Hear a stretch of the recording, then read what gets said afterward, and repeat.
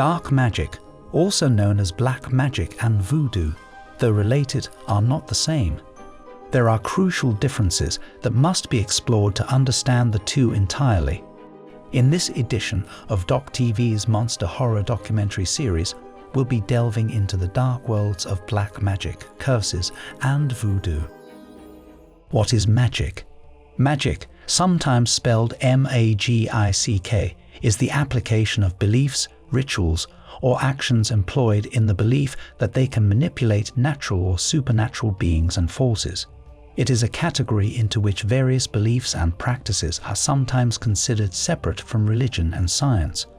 Although connotations have varied from positive to negative throughout history, magic continues to have an important religious and medicinal role in many cultures today. Within Western culture, magic has been linked to ideas of the other, foreignness, and primitivism, indicating that it is a powerful marker of cultural difference and a non-modern phenomenon. During the late 19th and early 20th century, Western intellectuals perceived the practice of magic as a sign of a primitive mentality. They commonly attributed it to marginalized groups of people. In modern occultism and neo-pagan religions, many self-described magicians and witches regularly practice ritual magic, defining magic as a technique for changing the physical world through the force of one's will. This definition was popularized by Aleister Crowley, an influential British occultist. Since then, other religions, such as Wicca and Unveiling Satanism and magical systems like chaos magic have adopted it.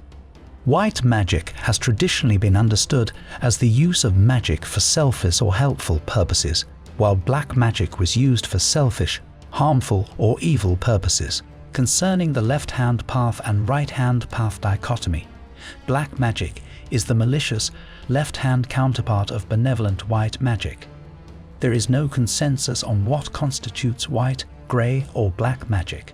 As writer and occultist Phil Hine said, like many other aspects of occultism, what is termed to be black magic depends very much on who is doing the defining.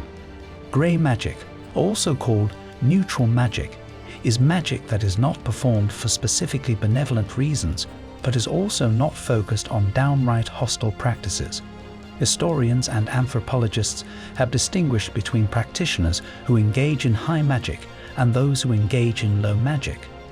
High magic, also known as ceremonial or ritual magic, is more complex, involving lengthy and detailed rituals and sophisticated, sometimes expensive, paraphernalia. Low magic, also called natural magic, is associated with peasants' folklore and more straightforward practices, such as brief, spoken spells. Low magic is also closely associated with witchcraft. Anthropologist Susan Greenwood writes, "Since the Renaissance, high magic has been concerned with drawing down forces and energies from heaven and achieving unity with divinity. High magic is usually performed indoors, while witchcraft is often performed outdoors." Modern Western magic has challenged widely held preconceptions about contemporary religion and spirituality. The polemical discourses about magic influence the self-understanding of modern magicians, several of whom, such as Aleister Crowley and Julius Evola, were well versed in the academic literature on the subject. According to a scholar of religion, Henrik Bogdan, arguably the best-known emic definition of the term magic was provided by Crowley. Crowley, who favored the spelling magic over magic to distinguish it from stage illusionism, was of the view that magic is the science and art of causing change to occur in conformity with will. Crowley's definition influenced that of subsequent magicians. Dion Fortune of the Fraternity of the Inner Light stated, "Magic is the art of changing consciousness according to will." Gerald Gardner, the founder of Gardnerian Wicca, stated that magic was attempting to cause the physically unusual, while Anton LaVey, the founder of Unveiling Satanism, described magic as the change in situations or events following one's will, which will use normally accepted methods, the unchangeable. The chaos magic movement emerged during the late 20th century as an attempt to strip away the symbolic, ritualistic, theological, or otherwise ornamental aspects of other occult traditions and distill magic down to a set of basic techniques. These modern Western concepts of magic rely on a belief in correspondences connected to an unknown occult force that permeates the universe. As noted by Hengroff, this operated according to a new meaning of magic, which could not have existed in earlier periods, precisely because it is elaborated in reaction to the disenchantment of the world. For many, and perhaps most, modern Western magicians, the goal of magic is deemed to be personal spiritual development. The perception of magic as a form of self-development is central to the way that magical practices have been adopted into forms of modern paganism and the New Age phenomenon. One significant development within current Western magical practices has been sex magic. This was a practice promoted in the writings of Paschal Beverly Randolph and subsequently exerted a strong interest in occultist magicians like Crowley and Theodore Hughes. The adoption of the term magic by modern occultists can, in some instances, be a deliberate attempt to champion those areas of Western society that have traditionally been marginalized as a means of subverting dominant power systems. The influential American Wiccan and author Starhawk, for instance, stated that magic is another word that makes people uneasy, so I use it deliberately, because the words we are comfortable with, the words that sound acceptable, rational, scientific, and intellectually correct, are comfortable precisely because they are the language of estrangement. In the present day, among some countercultural subgroups, the label is considered cool. Sorcery is a legal concept in Papua New Guinea law, which differentiates between good legal magic, such as healing and fertility, and illegal black magic, held responsible for unexplained deaths. According to anthropologist Edward Evan Evans Pritchard, magic formed a rational framework of beliefs and knowledge in some cultures, like the Azan people of Africa. The historian Owen Davies stated that the word magic was beyond simple definition and had a range of meanings similarly. The historian Michael D. Bailey characterized magic as a deeply contested category and a very fraught label. As a category, he noted, it was profoundly unstable, given that definitions of the term have varied dramatically across time and between cultures. Scholars have engaged in extensive debates as to how to define magic, with such debates resulting in an intense dispute. Throughout such arguments, the scholarly community has failed to agree on a definition of magic, similarly to how they have been unable to agree on a definition of religion. According to a scholar of religion, Michael Storsberg, the phenomenon of people applying the concept of magic to refer to themselves and their practices and beliefs goes as far back as late antiquity. However, even among those throughout history who have described themselves as magicians, there has been no common ground regarding what magic is. What is black magic? Black magic has traditionally referred to supernatural powers or magic for evil and selfish purposes, or magic associated with the devil or other evil spirits. It is also sometimes referred to as the left-hand path, its right-hand path counterpart being benevolent white magic. In modern times, some find that the definition of black magic has been convoluted by people who define magic or ritualistic practices that they disapprove of as black magic. Like its counterpart, white magic, the origins of black magic can be traced to the primitive, ritualistic worship of spirits as outlined in Robert M. Place's 2009 book, Magic and Alchemy. Unlike white magic, in which Place sees parallels with primitive shamanistic efforts to achieve closeness with spiritual beings, the rituals that developed into modern black magic were designed to invoke those same spirits to produce beneficial outcomes for the practitioner. The Place also provides a broad current definition of black and white magic, preferring to refer to them as high magic, white, and low magic, black, based primarily on the practitioner's intentions. He acknowledges, though, that this broader definition of high and low suffers from prejudices because good-intentioned folk magic may be considered low, while ceremonial magic involving expensive or exclusive components may be considered by some as high magic, regardless of intent. During the Renaissance, many magical practices and rituals were broadly considered evil or irreligious, and by extension, black magic. Witchcraft and non-mainstream esoteric study were prohibited and targeted by the Inquisition. As a result, natural magic developed as a way for thinkers and intellectuals, like Marsilio Ficino, Abbot Johannes Trithemius and Heinrich Cornelius Agrippa, to advance esoteric and ritualistic study, though still often in secret, without significant persecution. While natural magic became popular among the educated and upper classes of the 16th and 17th centuries, ritualistic magic and folk magic remained subject to persecution. 20th century author Montague Summers generally rejects the definitions of white and black magic as contradictory, though he highlights the extent to which magic in general, regardless of intent, was considered black, and cites William Perkins's posthumous 1608 instructions in that regard. All witches convicted by the magistrate should be executed. He allows no exception, and under this condemnation falls all diviners, charmers, jugglers, or wizards, commonly called wise men or wise women. All those purported good witches which do not hurt but good, which do not spoil and destroy, but save and deliver, should come under the extreme sentence. In particular, though the term was most commonly reserved for those accused of invoking demons and other evil spirits, those hexing or cursing their neighbors, those using magic to destroy crops, and those capable of leaving their earthly bodies and traveling great distances in spirit, to which the Manius Maleficarum devotes one long and important chapter, usually to engage in devil worship. Summers also highlights the etymological development of the term nigromancer, in everyday use from 1200 to approximately 1500. Latin, niger, black; Greek, divination, broadly one skilled in the black arts.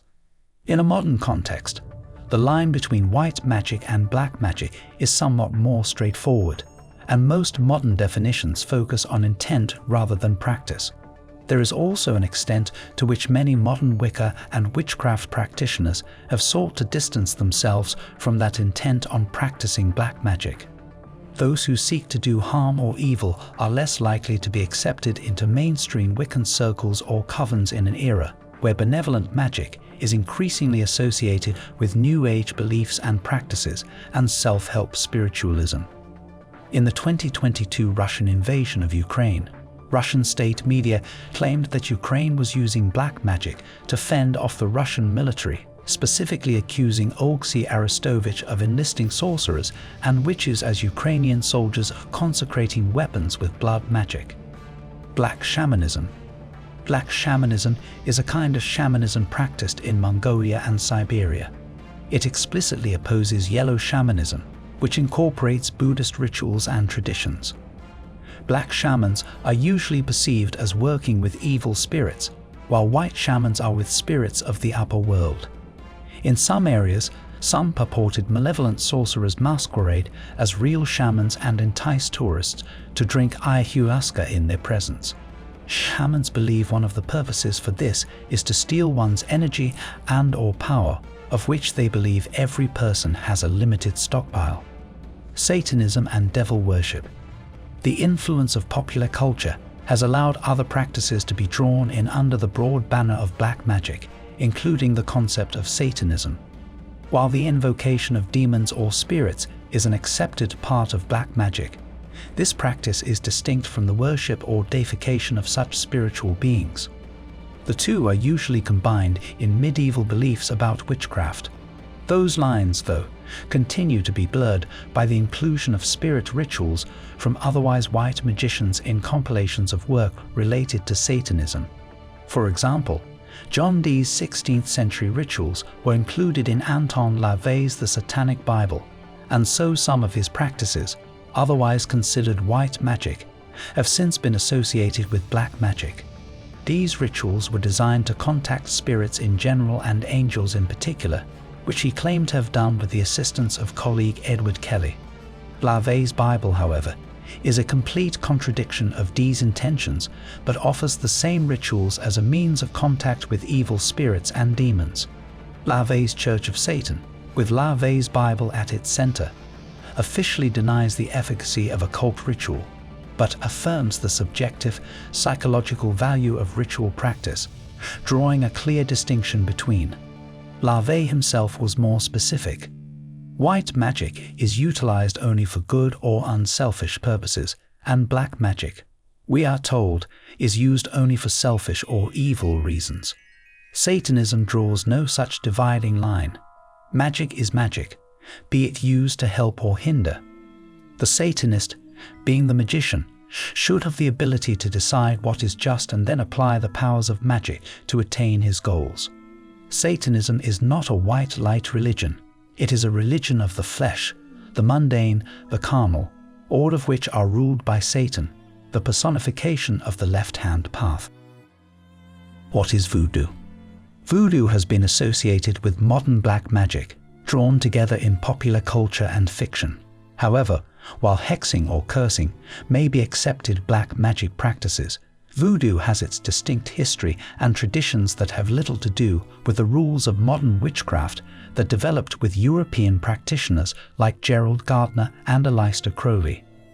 Voodoo tradition distinguishes between black and white magic, with sorcerers like the Bokor known for using magic and rituals of both. But their penchant for magic is associated with curses, poisons, and zombies means they, and voodoo in general, are regularly associated with black magic. Haitian voodoo, spelled Vodou, is an African diasporic religion that developed in Haiti between the 16th and 19th centuries. It arose through syncretism between several traditional religions of West and Central Africa and the Roman Catholic form of Christianity. There is no central authority in control of the faith, and much diversity exists among practitioners known as voodooists, voodooisants, or servitors. Voodoo revolves around spirits known as luo, typically deriving their names and attributes from traditional West and Central African divinities. They are equated with Roman Catholic saints. The luo divided into different groups, the nations, most notably the Rada and the Petwo. Various myths and stories about these luo are regarded as subservient to a transcendent creator deity, Bondi. This theology has been labeled both monotheistic and polytheistic. In an initiatory tradition, voodooists usually meet to venerate the luo in a temple run by a priest known as an aumgun or a priestess known as a mambo. A central ritual involves practitioners drumming, singing, and dancing to encourage a luo to possess one of their members and thus communicate with them. Offerings to the luo include fruit, liquor, and sacrificed animals. Offerings are also given to the spirits of the dead. Several forms of divination are utilized to decipher messages from the luo. Healing rituals and preparing herbal remedies and talismans also play a prominent role. Voodoo developed among Afro-Haitian communities amid the Atlantic slave trade of the 16th to 19th centuries. Its structure arose from the blending of the traditional religions of enslaved West and Central Africans, including Yoruba, Fon, and Congo, who had been brought to the island of Hispaniola. There it absorbed influences from the culture of the French colonialists who controlled the colony of Saint-Domingue, most notably Roman Catholicism, but also Freemasonry. Many voodooists were involved in the Haitian Revolution of 1791 to 1804, overthrew the French colonial government, abolished slavery, and transformed Saint-Domingue into the Republic of Haiti. The Roman Catholic Church left for several decades following the evolution, allowing voodoo to become Haiti's dominant religion. In the 20th century, growing emigration spread voodoo abroad. The late 20th century saw increasing links between voodoo and related traditions in West Africa and the Americas, such as Cuban Santeria and Brazilian Candomblé. At the same time, some practitioners influenced by the Negritude movement have sought to remove Roman Catholic influences. Most Haitians practice both voodoo and Roman Catholicism, seeing no contradiction in pursuing the two different systems simultaneously. Smaller Voodooist communities exist elsewhere, especially among the Haitian diaspora in the United States. Both in Haiti and abroad, Voodoo has spread beyond its Afro-Haitian origins and is practiced by individuals of various ethnicities. Voodoo has faced much criticism throughout its history, having repeatedly been described as one of the world's most misunderstood religions. Voodoo in popular culture encompasses various representations of practices associated with different forms of voodoo, including Haitian voodoo and Louisiana voodoo, and other elements attributed to African diaspora religions, with such representations often deviating substantially from any actual voodoo practices or beliefs. Tropes regarding voodoo appear most often in supernatural fantasy or horror films, with common themes including the activity of witch doctors, the summoning or control of dark spirits, and the use of voodoo dolls to inflict pain on people remotely, and the creation of zombies. One of the first books to expose Western culture to the concept of the voodoo zombie was 1929's The Magic Island by W.B. Seabrook. This is the sensationalized account of a narrator who encounters voodoo cults in Haiti and their resurrected thralls. Time commented that the book introduced zombie into US speech. Zombies have a complex literary heritage, with antecedents ranging from Richard Matheson and H.P. Lovecraft to Mary Shelley's Frankenstein, drawing on European folklore of the undead. In 1932, Victor Halperin directed White Zombie, a horror film starring Bela Lugosi. Here zombies are depicted as mindless, unthinking henchmen under the spell of an evil magician. Zombies, often still using this voodoo-inspired rationale, were initially uncommon in cinema. Still, their appearances continued sporadically through the 1930s to the 1960s, with films including Jacques Tourneur's 1943 film I Walked with a Zombie and 1959's Plan 9 from Outer Space. Various scholars describe the form of the religion practiced in Haiti, Haitian voodoo, as one of the world's most maligned and misunderstood religions. Its reputation is notorious. In broader Anglophone and Francophone society, it has been widely associated with sorcery, witchcraft, and black magic. In US popular culture, Haitian voodoo is usually portrayed as destructive and malevolent attitudes, sometimes linked with anti-black racism. Non-practitioners have often depicted voodoo in literature, theater, and films. In many cases, such as the films White Zombie and 2004's London Voodoo, these promote sensationalist views of the religion. The lack of central voodoo authority has hindered efforts to combat these negative representations. Two of the most pervasive representations are the creation of zombies and the use of voodoo dolls. In Haitian folklore, a zombie is an animated corpse raised by magical means, such as witchcraft. The concept has been popularly associated with the religion of voodoo, but it plays no part in that faith's formal practices. Filmmaker George Romero, who was influential in the development of the zombie film genre, initially believed that zombies corresponded to the undead slaves of Haitian voodoo as depicted in White Zombie. The term voodoo doll commonly describes an effigy into which pins are inserted. Such practices are found in various forms in the magical traditions of many cultures worldwide. Although the term voodoo implies that the practice is linked to Haitian voodoo or Louisiana voodoo, the voodoo doll is not prominent in either. The link between this magical practice and voodoo was established through the presentation of the latter in Western popular culture during the first half of the 20th century. The myth of this magical practice being closely linked to voodoo was promoted as part of the broader negative depictions of blacks and Afro-Caribbean religious practices in the United States. In John Huston Craig's 1933 book Black Baghdad, The Arabian Nights Adventures of a Marine Captain in Haiti, he described a Haitian prisoner sticking pins into an effigy to induce illness. Voodoo dolls are also featured in the films Listomania and Indiana Jones and the Temple of Doom. However, The latter is in connection with a fictionalized Indian Thuggy religion entirely unrelated to voodoo. By the early 21st century, the image of the voodoo doll had become particularly pervasive.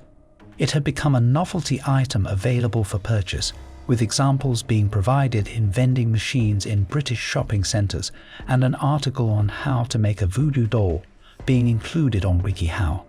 A voodoo doll was also included in the 2009 animated Disney movie, The Princess and the Frog. More accurate representations of voodoo appear in connection with the popular culture of regions where voodoo is practiced. Humanity's relationship with spirits, known as lore, has been a recurring theme in Haitian art. The voodoo pantheon was an important topic for the mid-20th century artists of the Haitian Renaissance. Art collectors began to take an interest in voodoo ritual paraphernalia in the late 1950s.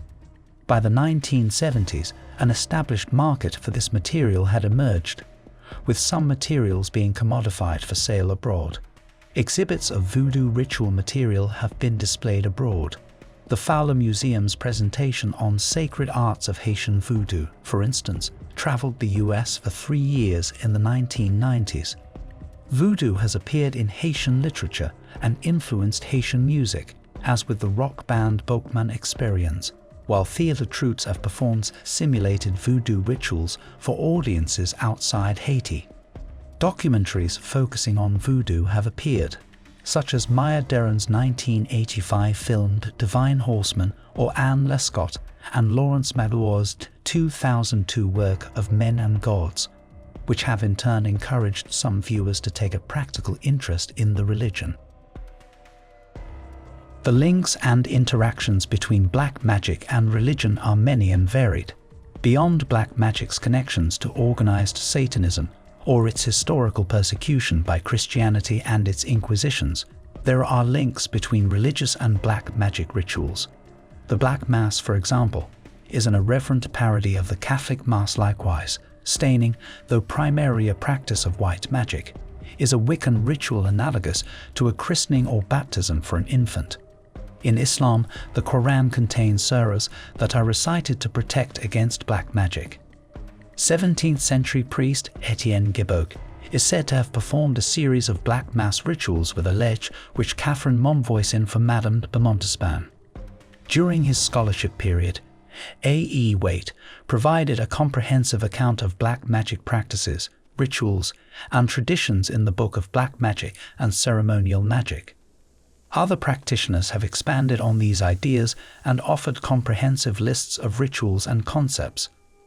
Black magic practices and rituals include true name spells, the theory that knowing a person's true name allows control over that person, doing this wrong for the same reason. This can also be used as a connection to the other person or to free them from another's compulsion, so it is in the grey area. Immortality rituals, from a Taoist perspective, life is finite and wishing to live beyond one's natural span is not with the flow of nature. Beyond this, there is a significant issue with immortality. Because of the need to test the results, the subjects must be killed. Even a spell to extend life may not be entirely good, primarily if it draws life energy from another to sustain the spell. Necromancy. For usage purposes, this is defined not as general black magic, but as any magic having to do with death itself, either through divination of entrails or the act of raising the dead body, as opposed to resurrection or CPR. Curses and hexes. A curse can be as simple as wishing something bad would happen to someone or as complicated as performing a complex ritual to ensure that someone dies. What is a curse, you ask? How do they factor in? Let's take a look. A curse, also called an imprecation, malediction, execration, anathema or combination, is any expressed wish that some form of adversity or misfortune will befall or attach to one or more persons, a place or an object. In particular, curse may refer to such a wish or pronouncement made effective by a supernatural or spiritual power, such as a god or gods, a spirit or a natural force, or else as a kind of spell, usually by black magic or witchcraft. In the latter sense, a curse can also be called a hex or a jinx. In many belief systems, the curse or accompanying ritual is considered to have some causative force in the result. To reverse or eliminate a curse is sometimes called removal or breaking, as the spell has to be dispelled and often requires elaborate rituals or prayers. The study of the forms of curses comprises a significant proportion of the study of folk religion and folklore. The deliberate attempt to levy curses is often part of the practice of magic. In Hindu culture, the sage or rishi is believed to have the power to bless and curse. Examples include the curse placed by Rishi Breve on King Nahusha and the one placed by Rishi Devala. Unique names for specific types of curses can be found in various cultures. African American hoodoo presents us with the jinx and crossed conditions and a form of foot track magic used by Ramandeep, whereby cursed objects are laid in the victim's paths and activated when walked over. Middle Eastern and Mediterranean culture is the source of the belief in the evil eye, which may be the result of envy, but more rarely, is said to be the result of a deliberate curse. To be protected from the evil eye, a protection item is made from dark blue circular glass with a circle of white around the black dot in the middle, reminiscent of a human eye. The size of the protective eye item may vary. German people, including the Pennsylvania Dutch, speak in terms of hexing, and a common hex in days past was that laid by a stable witch who caused milk cows to go dry and horses to go lame. Egyptians and mummies. There is a widespread belief in curses being associated with violating the tombs of mummified corpses of the mummies themselves. The idea became so standard as to become a pop culture mainstay, especially in horror films. The curse of the pharaohs is supposed to have haunted the archaeologists who excavated the tomb of Pharaoh Tutankhamun, whereby an imprecation was supposedly pronounced from the grave by the ancient Egyptian priests on anyone who violated its precincts. Similar dubious suspicions have surrounded the excavation and examination of the Alpine mummy, Otzi the Iceman. While such curses are generally considered popularized and sensationalized by British journalists of the 19th century, ancient Egyptians were known to place curse inscriptions on markers protecting temple or tomb goods or property. Cursed objects are generally supposed to have been stolen from their rightful owners or looted from a sanctuary. The Hope Diamond is supposed to bear such a curse and bring misfortune to its owner. The stories behind why these items are cursed vary, but they usually are said to bring bad luck or to manifest unusual phenomena related to their presence. Busby's stoop chair was reportedly cursed by the murderer Thomas Busby shortly before his execution, so that everyone sitting in it would die. Curses have also been used as plot devices in literature and theatre. When used as a plot device, they involve one character placing a curse or hex over another. This is distinguished from damaging spells, premonitions, and other plot devices. Examples of the curse as a plot device. Rigolto Count Montaron places a curse on Rigolto. Rigolto blames the climactic death of his daughter on the curse. Romeo and Julieta dying Mercutio curses the Montagues and Capulets with a plague "O both your houses," often quoted as a pox on both your houses. Sleeping Beauty, evil fairy Caraboss, Maleficent in the Disney film, casts a curse on Princess Aurora to die on her 16th birthday. Beauty and the Beast, a fairy punishes a conceited prince by transforming him into a hideous beast. The Six Swans, a mother curses her 6, 7, 12 sons into bird form, and their sister must sew magic shirts to reverse the transformation. Shrek, Princess Fiona was cursed to be human by day but ogre by night. There will be blood. Daniel Plainview was cursed by Eli Sunday through the blessing of Daniel's oil rig and through baptism. Drag Me to Hell, Sylvia Ganesh cursed Christine Brown to experience 3 days of torture, then the Lamia would drag her to hell. JoJo's Bizarre Adventure, JoJolian, the Higashikata family is cursed to have the firstborn son turn into stone at the age of 10. Several curses explain the failures or misfortunes of specific sports teams, players, or even cities. For example, no first-time winner of the World Snooker Championship has successfully defended his title since the event was first held at the Crucible Theatre in Sheffield in 1977. The curse of the Billy Goat was used to explain the failures of the Chicago Cubs baseball team, which did not win a World Series championship between 1908 and 2016, and a National League pennant between 1945 and 2016. There was a famous curse called the Curse of the Bambino on the Boston Red Sox Major League Baseball team. After the Red Sox sold Babe Ruth, who had won 3 of the 5 Red Sox World Series titles at the time, to the New York Yankees, where he won his final 4 titles, it took the Red Sox 80 years to win another World Series. In 2004, the Red Sox made history in the American League Championship Series, coming back from 0 games to 3, winning 4 games in a row against their arch-rivals, the New York Yankees, blowing out Game 7 in the Bronx 10-3. This is cited as one of the greatest comebacks in sports history. The Red Sox secured the American League pennant and then went on to sweep the St. Louis Cardinals in the 2004 World Series, 4 games to 0, ending the curse once and for all. The Crew Cow curse explained the San Francisco Giants' failure to win the World Series until 2010. It is attributed to Mike Krukow, a former pitcher for the Giants and a current broadcaster for the team. Based on his yearly preseason predictions, the Giants have a chance to win the World Series. Once Krukow stops making such predictions, says the legend, the Giants will win the World Series. However, the Giants went on to win the World Series in 2010. During the same year, Krukow's partner, Giants broadcaster Dwayne Kuiper, stated, "Giants baseball, it's torture," due to the large number of close games they played. This phrase was adopted by fans and became a rallying cry throughout the second half of the season and the playoff run. Marketing experts have highlighted the curse of Gillette, given the mishaps that happened to sports stars associated with the brand. And there you have it, the ins and outs of voodoo, black magic, and curses. Do you believe in it? Are you one of the many who practice the darker arts? What's real and what's not? The search for answers continues. Join us for another episode of Doc TV Monster Horror documentary series soon.